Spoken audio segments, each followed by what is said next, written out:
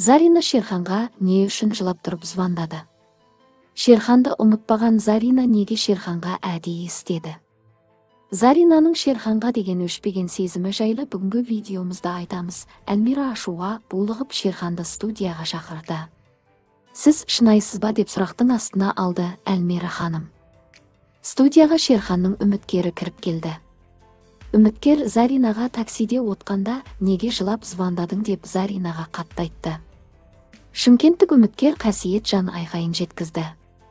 Иә, менің көзімше Шерхан Заринамен сөйлесті. Шай үстінде ие-ше әңгіме болды. Ақботаға деген сезімім бар. Не үшін онда жаңа үміткер қабылдаймын деп айтасыз? Өздеріңізге сенімді болмасаңыздар олай керек емес. Шерхан үміткерге жауап берді. Ақбота мен эфирде тоқтаттым бірден, бірақ адамды ұмытып екінші күні өйтіп кетіп жүре алмайды кеммен. Мен қалай бар солай айттым. Атақ адамның орнын адам басат көреміз деп айттым сізге, дұрыс па? Естеріңізге сала кетейік, Шерхан үміткермен кездесу барысында еңлікте болған болатын. Еңлік бүкіл шындықты жайып салды. Иә, мен естідім, Заринамен сөйлесу тек бір видео жайында болған жоқ негізі. Зарина Шерханға жылап тұрып, сен маған әдейіге не үшін істейсің деп айтты. Заринаның өзі Шерханға әдейі істеп жатырмын деді. Шерхан Расулға не үшін жақындайсың деп Заринаға айтты.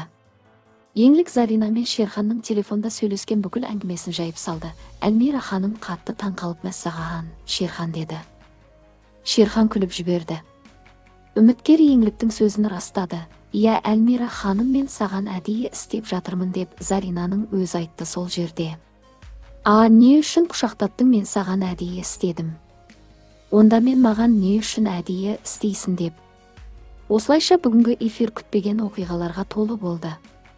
Екі қыздың арасында абдырап қалған Шерханның Заринаны немесе Ботаны таңдайтыны әзірше белгісіз болып отыр.